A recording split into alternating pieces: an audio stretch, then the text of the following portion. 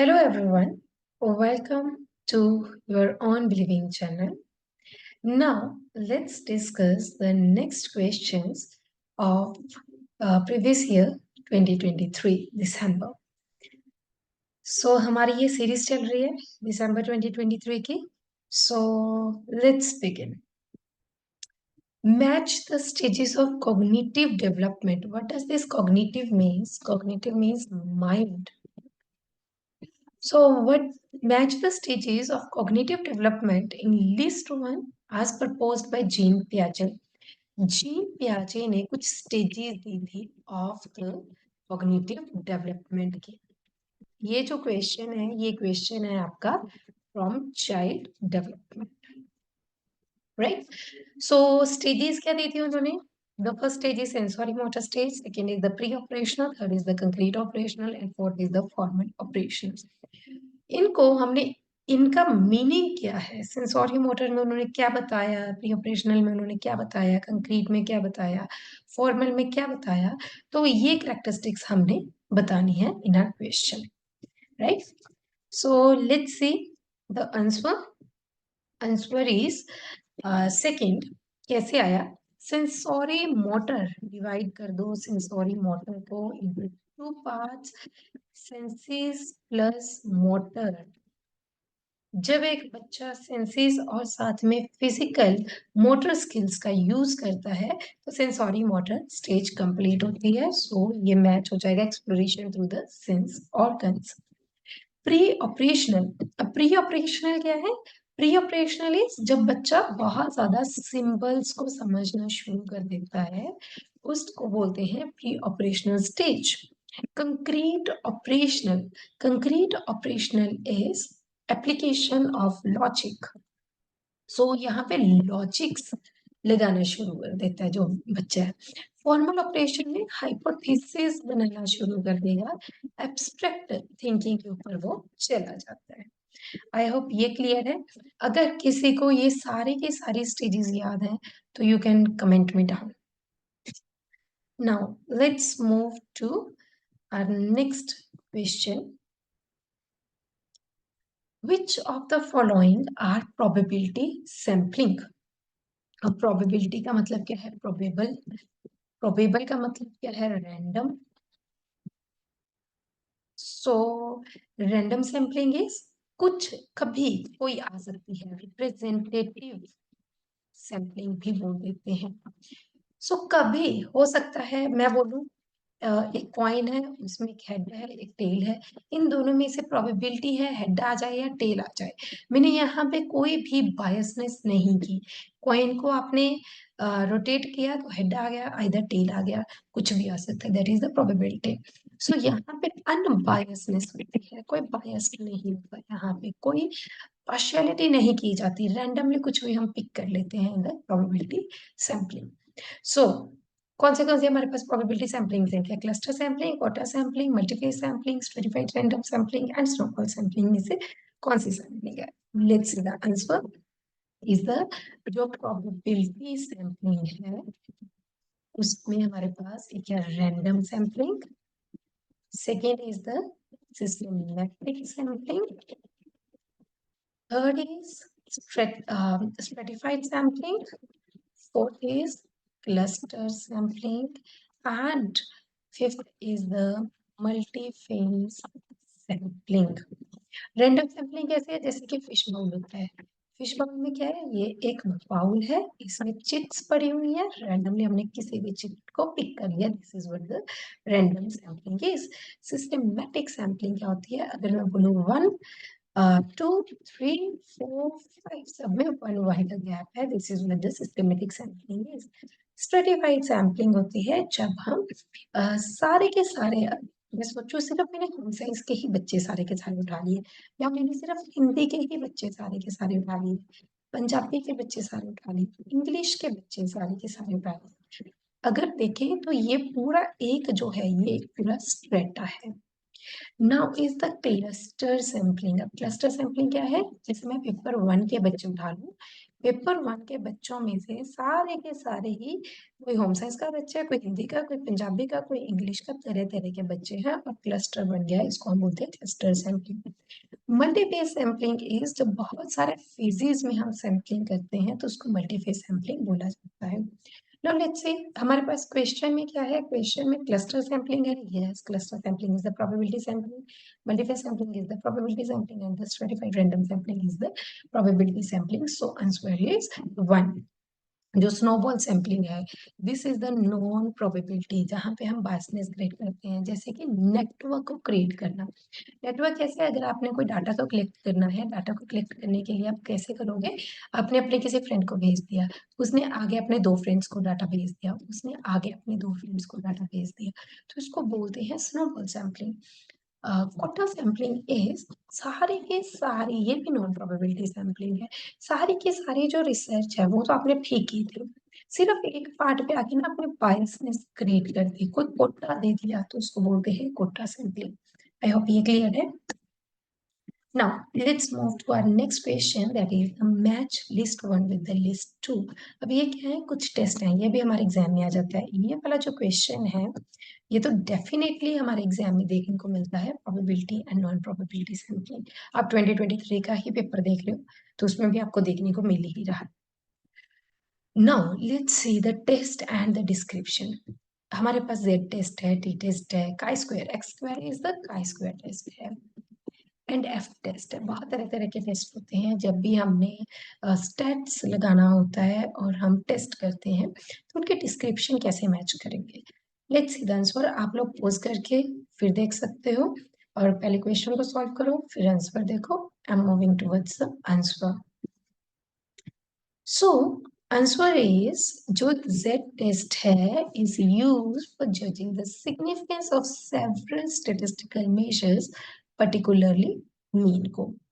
T test is for the difference between means of two samples के बीच में, उसको टी टेस्ट बोलते हैं। आई स्क्वायर किसको बोलते हैं हम? जब सैंपल वेरिएंस होता है, कोई फ्रीक्वेंसी होती है। एफ टेस्ट हम किसको बोलते हैं? हम टू इंडिपेंडेंट सैंपल्स के बीच में जब कंपैरिजन करते हैं तो उसको एफ टेस्ट बोलते हैं। Let's see the descriptions. Z टेस्ट क्या होता है? जब हमारे पास जो स्टैंडर्ड डेविएशन है, स्टैंडर्ड डेविएशन इज जो एरर है, आपके पास एरर है, जितना ज्यादा आपका डाटा बहुत ज्यादा डेविएट हो रहा है फ्रॉम द स्टैंडर्ड डाटा से, वो आपको पता है मेरा डाटा इतना डेविएट हो रहा है। अब आप टेस्ट को कैसे कंपेयर करते हो? The sample mean to the population mean से।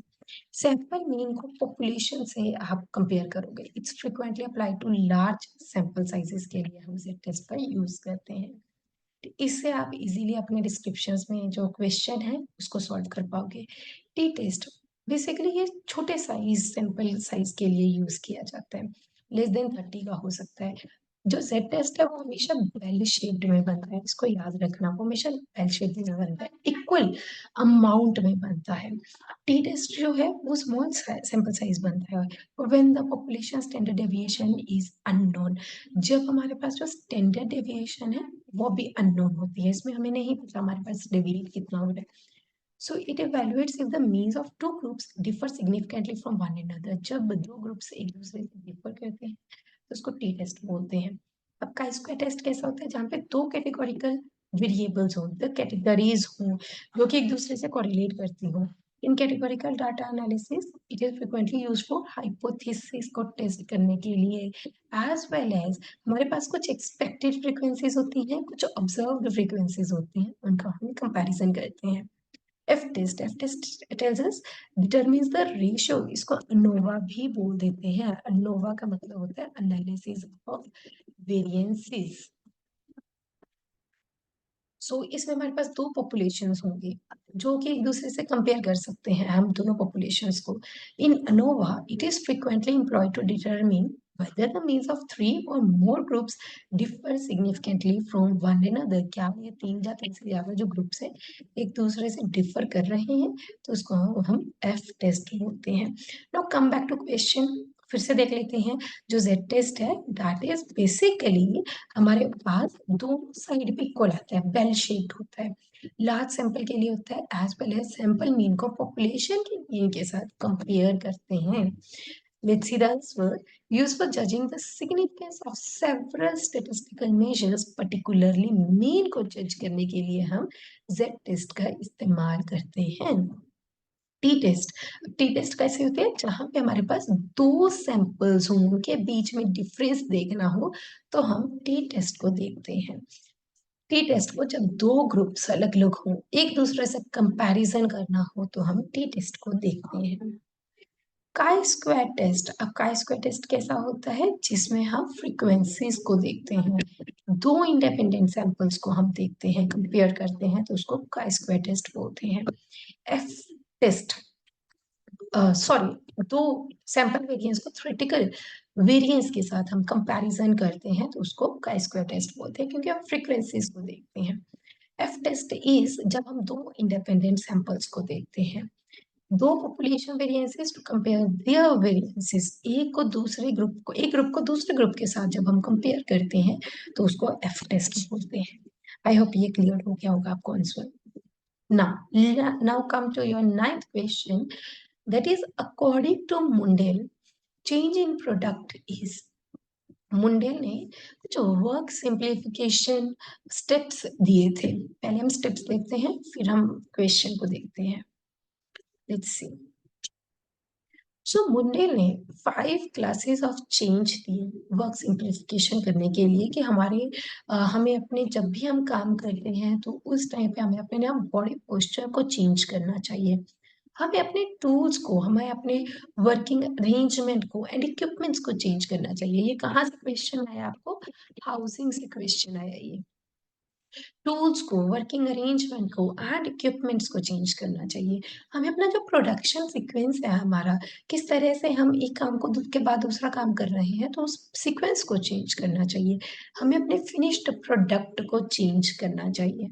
जो हमारे पास फिनिश्ड प्रोडक्ट आएगा उसको चेंज करना चाहिए, as well as raw material को भी चेंज करना चाहिए. सो अकॉर्डिंग टू मुंडेल, जो चेंज इन प्रोडक्ट है, ये जो चेंज इन प्रोडक्ट है, this is known as the highest class of change. Why the highest class of change? देखो ये लास्ट पे आ गए, यहाँ पे हमारे पास कंप्लीट प्रोडक्ट चेंज होता है, इसीलिए इसको हाईएस्ट क्लास ऑफ चेंज बोला जाता है. ये वाले जो प्रोडक्ट्स हैं हमारे लोएस्ट क्लास में आ जाते हैं, ये वाला जो है ये इंटरमीडिएट क्लास में आ जाता है. आई होप ये क्लियर हो गया होगा. आगे चले. Last question, the question format where the questions are uniform throughout with all the questions we get one level is called. जो क्वेश्चनियर फॉर्मेट हमारा होता है, जब भी हम क्वेश्चनियर्स बनाते हैं, ये भी रिसर्च का क्वेश्चन है, जब भी हम क्वेश्चनियर्स बनाते हैं तो क्वेश्चंस को हम यूनिफॉर्म रखना चाहते हैं. हमारा जो कंप्लीटली एक लेवल से दूसरे लेवल तक जो क्वेश्चंस है वो यूनिफॉर्म नहीं रहे, तो वो कौन से होते हैं? ये बहुत इजी क्वेश्चन था. कैसे? Let's see. देखो, बॉक्स फॉर्मेट जो होता है ना, सॉरी, बॉक्स फॉर्मेट जो होते हैं ना, उसमें इक्वल इंपॉर्टेंस होती है. बॉक्स बना दिया, इसमें सारी साइड जो है वो इक्वल है, तो इक्वल इंपॉर्टेंस दे दी गई, यूनिफॉर्म इंपॉर्टेंस दे दी गई हर क्वेश्चन को. कोई भी हिरार्की नहीं है, कोई भी प्रोग्रेशन नहीं है in the questioning style. Diamond format. अब डायमंड देखो कैसा होता है, डायमंड इस फॉर्म का बना होता है, तो दैट मीन्स कहीं से ब्रॉड है और कहीं से नैरो होगा, right? So the questions are structure to begin broadly. हम स्टार्ट कैसे करते हैं? ब्रॉडली, फिर धीरे धीरे फिर नैरो आ जाते हैं, right? And finally broader out again. Funnel format कैसा होता है? फिर देखो फनल कैसा होता है, ऐसी बनी होती है. सो यहाँ पे हम स्टार्ट कहाँ से करते हैं? विद स्पेसिफिक नैरो क्वेश्चन से, फिर उसको हम ब्रॉडन आउट करते हैं, दोबारा से हम ब्रॉडन करते हैं. मिक्स्ड फॉर्मेट कैसा होता है? जो डायमंड का और इसका फनल का दोनों का मिला के एक मिक्स फॉर्मेट बन जाता है. Narrow down to specific details, फिर हम ब्रॉडन कर देते हैं, या फिर वाइस वर्सा भी कर सकते हैं, कोई भी स्ट्रिक्ट पैटर्न नहीं है. एंड इसको हम सर्वेस और इंटरव्यूज के लिए भी यूज कर सकते हैं. I hope 10 questions of paper 2023 आपको समझ में आ गए होंगे अच्छे से.